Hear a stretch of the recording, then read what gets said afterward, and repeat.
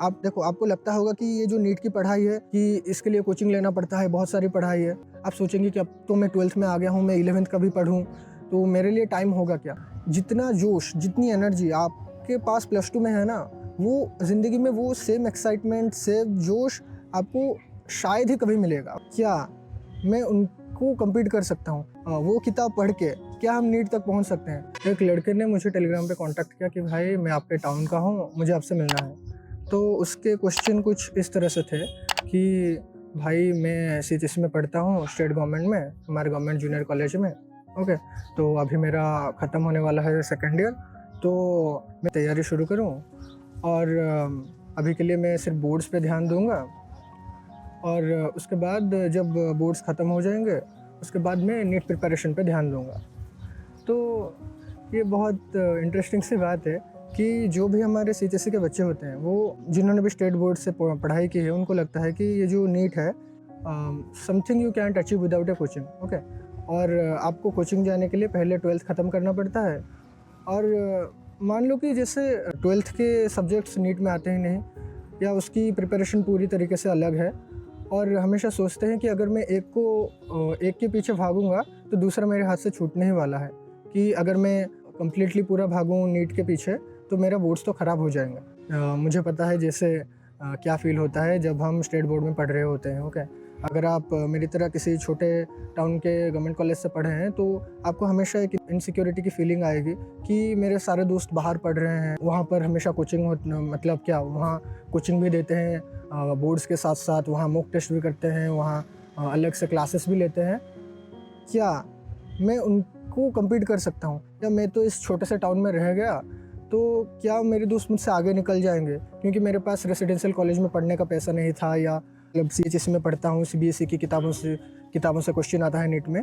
तो देखो, ये बात बिल्कुल सही है कि जो बच्चे भी सीबीएसई में पढ़ते हैं वो कुछ चीज़ों में आपसे आगे होते हैं क्योंकि उनकी किताबों से क्वेश्चन आता है। अगर कोई बच्चा सीबीएसई में है और वो एक अच्छा स्टूडेंट है, वो अपनी एनसीईआरटी पढ़ा होगा, उसने उसके बोर्ड जैसे 10th तक हमारे बोर्ड में आता है, हर क्वेश्चन किताब से ही आता है, वैसे सीबीएसई में भी उनका हर क्वेश्चन किताब से ही आता है, फिजिक्स, केमिस्ट्री, मैथ, बायोलॉजी सब कुछ। ओके, तो उन्होंने बायोलॉजी अच्छी पढ़ी होती है, तो पहली बार जो सीबीएसई के बच्चे नीट देते हैं तो उनका 300, 350, 400 तक नंबर आ जाते हैं।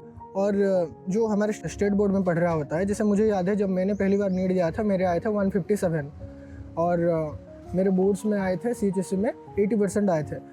पर नीट में मतलब पूरा बैंड बज जाती है, वो कुछ नहीं आता, आपको बहुत कम नॉलेज होता है, बायोलॉजी तो कुछ आता ही नहीं। ओके, पर हम पढ़ते बहुत मोटी किताबें हैं, जो भी सीएचएससी में पढ़ते हैं वहाँ कल्याणी पब्लिकेशन की बुक होती है, बहुत मोटी मोटी सी किताब होती है, मेरे दोस्त उसे बोलता था काला पेपर। ओके, तो वो किताब पढ़ के क्या हम नीट तक पहुँच सकते हैं?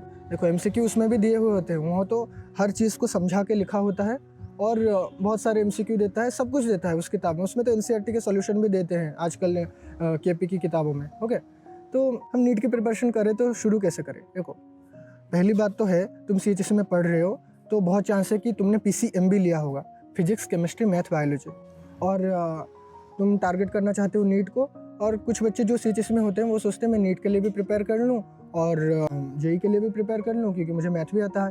देखो, पहली चीज़ तो है कि तुम अभी 10th से 12th में आए हो, ओके, या 11th हो गया, 12th में आए हो, प्लस टू सेकेंड ईयर में आए हो, तो तुमको रियलाइज़ हो रहा होता है कि तुम किस जगह पे पहुंच गए हो। जैसा 10th तक तुमको सब कुछ समझ में आता था, अब वो केस नहीं रहा, अब तुमको सारी चीज़ें समझ नहीं आती हैं।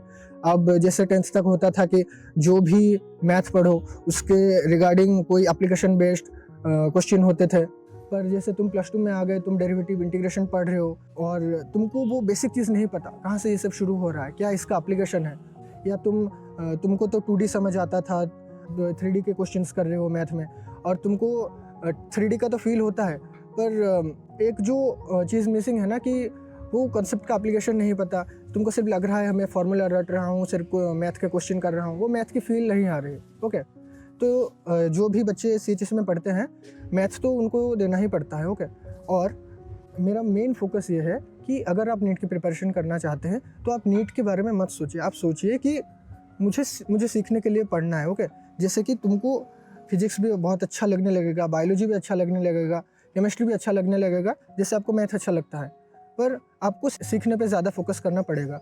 और आपके पास हमेशा ऐसा सोचिए कि आपके पास एडवांटेज क्या है उनसे। जो भी वो बच्चे बाहर जाके कोचिंग में पढ़ रहे हैं, तो वो मानो दो धारी तलवार पकड़ के बैठे हैं। वो ना क्लास को टाइम दे पा रहे हैं, ना वो रूम में पढ़ पा रहे हैं, और उसका फ्रेंड सर्कल भी अलग होता है। पर आप अगर घर में हैं तो एक एडवांटेज है कि आप अपना टाइम को अपने हिसाब से यूटिलाइज़ कर सकते हैं। ओके, तो अब आते हैं मेन मुद्दे पे, शुरू कैसे करें। ओके, देखो ये 2017 नहीं है, अभी आपके पास इंटरनेट है। ओके, सबके पास एक अच्छा मोबाइल है। ओके, तो आप कोई भी ऑनलाइन प्लेटफॉर्म है यूट्यूब जैसा, पर मैं चाहता हूँ आप फिजिक्स वाला जैसा कोई ज्वाइन करें जो आपको सीक्वेंस में पढ़ाए। पर आप फिर बोलेंगे कि हमको तो कॉलेज भी जाना होता है। देखो, जितना जोश, जितनी एनर्जी आपके पास +2 में है ना, वो ज़िंदगी में वो सेम एक्साइटमेंट, सेम जोश आपको शायद ही कभी मिलेगा। ओके, क्योंकि it's the last time you are going to give the board exams. आप क्लास से जाके आइए, उसके बाद आप देखो, आपको लगता होगा कि ये जो नीट की पढ़ाई है कि इसके लिए कोचिंग लेना पड़ता है, बहुत सारी पढ़ाई है। ओके, देखो वो सेम काम आप 2 साल में कर सकते हो, 3 साल में कर सकते हो, 6 महीने में कर सकते हो, 3 महीने में भी कर सकते हो। उतना ही क्या करना है आपको, लेक्चर देखने हैं। फिर लेक्चर को देखते टाइम आपको नोट्स पे ध्यान नहीं देना है, आपको समझने पे ध्यान देना है। वो उसके साथ वो क्या कह रहा है, समझने के बाद आप किताब पढ़ेंगे, किताब को समझने की कोशिश करेंगे, क्वेश्चन बैंक करेंगे, मॉक टेस्ट देंगे, जैसा आप हर टेस्ट के लिए करते हैं। वो आप कॉलेज से लौटने के बाद भी कर सकते हैं। ओके, मान लो एक 7 दिन का एक वीक होता है, तो हर वीक में आप एक चैप्टर पढ़ सकते हो और साथ ही साथ उसके क्वेश्चन भी कर सकते हो। आप सोचेंगे कि अब तो मैं 12th में आ गया हूँ, मैं 11th का भी पढ़ूँ, तो मेरे लिए टाइम होगा क्या? ऑब्वियसली टाइम होगा। ओके, क्योंकि ये जो ऑनलाइन जितने भी प्लेटफॉर्म है, उनका सिलेबस डिज़ाइन ही ऐसे होता है कि वो 6 मंथ में सब पढ़ा दें। तो आप चाहें तो आराम से 6 मंथ में पूरा सिलेबस कंप्लीट कर सकते हैं। देखो, मेहनत तो करनी पड़ेगी। ओके, कॉलेज से आने के बाद आपको रोज़ 3-4 घंटे लेक्चर देखने पड़ेंगे, और जिसने पहले कभी पढ़ा नहीं होगा तो उसको तो लगेगा कि यार इतनी मेहनत तो मुझसे नहीं होगी। ओके, मैं ड्रॉप ही ले लेता हूँ। देखो, जब आदमी प्रेशर के अंडर होता है ना, उसकी परफॉर्मेंस इंक्रीज़ करती है। जब आपके पास पता होगा कि मुझे कॉलेज भी जाना है, मुझे कैसे भी टाइम निकाल के लेक्चर भी करना है, तो आप अपने आप टाइम निकालना शुरू कर देंगे। आपको खुद को ज़्यादा स्ट्रेस देने की ज़रूरत भी नहीं पड़ेगी, और अपने आप आपका टाइम निकलेगा।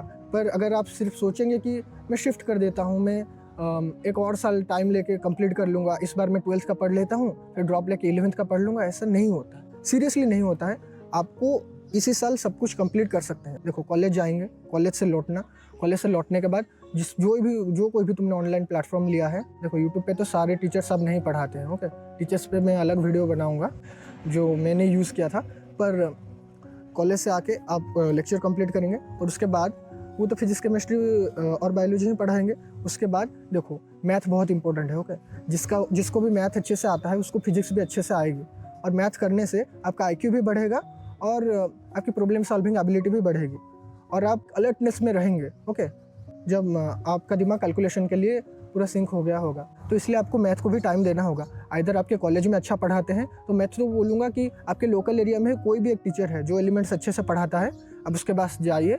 और जब आपका बोर्ड्स को करीब 4-5 महीना बाकी होगा, तो आप सुबह एलिमेंट्स करेंगे, उसके बाद 6 महीने में तो आपने अपना सिलेबस कंप्लीट कर लिया होगा, और उसके बाद आप मॉक टेस्ट देने में फोकस करेंगे। और बोर्ड का जब टाइम आएगा तो आप क्या करेंगे, आप जो CHSE का प्रीवियस ईयर क्वेश्चन होता है, आपको कोई भी पब्लिकेशन सौरभ का होगा या MBD का होगा, वो खरीदेंगे और प्रीवियस ईयर क्वेश्चन करेंगे। देखना कि आपके क्वेश्चन बनने लगेंगे। ओके, देखो CHSE में लॉन्ग क्वेश्चन पूछते हैं ना, पर लॉन्ग क्वेश्चन में भी फुल मार्क्स उसी को मिलते हैं जिसके शॉर्ट क्वेश्चन और न्यूमेरिकल सही होते हैं। ओके, तो इसलिए जब आपको न्यूमेरिकल शॉर्ट क्वेश्चन सब आएगा ना, वो बाहर में जो भी बोलते हैं कि आपको लॉन्ग क्वेश्चन प्रैक्टिस करना होगा, डेरिवेशन प्रैक्टिस करना होगा, वरना आप एग्जाम में लिख नहीं पाएंगे, ऐसा कुछ नहीं होता है। ओके, अगर आपने चीज़ को समझा है, आपको इंग्लिश आती है, आप लिख लेंगे। और दूसरी बात रही कि हमारे यहाँ इंग्लिश और उड़िया भी आता है। देखो, इंग्लिश को तो आपको टाइम देना पड़ेगा। ओके, क्योंकि जो बच्चे ना 10th तक इंग्लिश को ज़्यादा भाव नहीं देते थे, तो वो जब +2 में आते हैं, सडनली आपका मीडियम चेंज हो जाता है उड़िया से इंग्लिश में, वो किताब पढ़ना ही बंद कर देते हैं, क्योंकि उनको समझ नहीं आता है, क्योंकि पूरी किताब इंग्लिश में लिखी हुई होती है, और वो पूरा डिपेंडेंट हो जाते हैं कि कोई टीचर आपको नोट्स बोलेगा, आप सिर्फ वो फिजिक्स केमिस्ट्री के लिए वो नोट्स पढ़ के जाएंगे और एग्जाम में अच्छा करेंगे। ऐसा नहीं होता है, आपको किताब भी पढ़नी पड़ेगी। भले ही आपके पास KP की किताब है, पर किताब तो आपको पढ़नी पड़ेगी। देखो, मैं बोलता हूँ आप NCERT की किताबें लेके आइए। ओके, और जो भी CBSE की बुक होती है, जैसे CBSE का एक आता है, मैंने एक दोस्त से जो सेंट्रल स्कूल में पढ़ता था उससे मैं लेके आया था, उसका नाम था MTG करके, ओके। उसमें CBSE के सारे प्रीवियस ईयर क्वेश्चन दिए होते हैं और NCERT को अच्छे से समझाया हुआ होता है। उसका नाम था कुछ अनुपम जागा करके उसका ऑथर था, तो मैं फिजिक्स के लिए वो लेके आया था। बिलीव मी, वो बहुत हेल्पफुल किताब। उसमें थ्योरी को भी बहुत कंसाइज वे में दिया हुआ था और क्वेश्चन भी बहुत सारे दिए हुए थे। वो भले ही CBSE के प्रीवियस ईयर क्वेश्चन थे, पर देखो आपको सीखने के लिए पढ़ना है। क्वेश्चन हर बोर्ड में सेम टाइप के ही आते हैं, बस हमारे यहाँ क्या है, हमारे यहाँ 5 मार्क्स के बदले 7 मार्क्स का एक क्वेश्चन आता है। बाकी सब short question, objective question, numerical हमारा और अच्छा लेवल का आता है। तो अगर आप यूट्यूब से या फिजिक्स वाले से भी पढ़ रहे हैं और आपको न्यूमेरिकल सबसे अच्छे आते हैं, तो आप ऑटोमेटिकली लॉन्ग क्वेश्चंस में भी अच्छा करेंगे। तो इसलिए आप कॉलेज से आने के बाद नीट की प्रिपरेशन अभी 12th में हो, अभी से ही शुरू कर दो।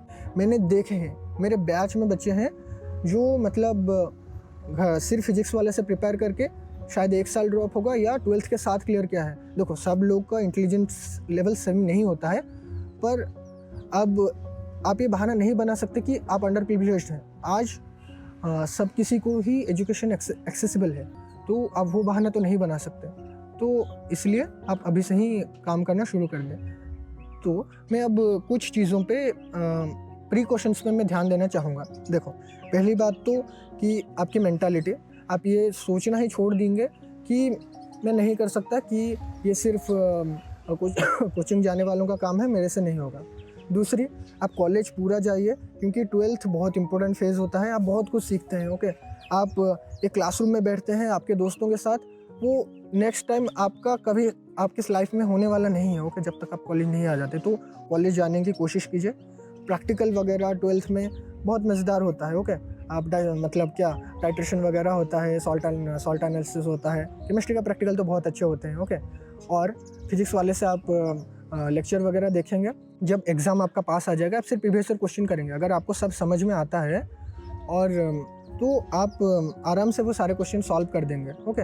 आसान होता है, ओके, ज़्यादा मुश्किल नहीं होता, क्योंकि हम पूरा साल सिर्फ नोट्स पे ही फोकस करते हैं, किताब नहीं पढ़ते हैं, सिर्फ सोचते हैं कि टीचर से के नोट से ही सब हो जाएगा। मुझे पता है ऐसी जैसी बच्चों की मेंटलिटी क्या होती है। मैं भी जब था, मैं भी ऐसा ही सोचता था, पर धीरे धीरे जब आप इस चीज़ को अडॉप्ट करेंगे, आप सीख जाएंगे।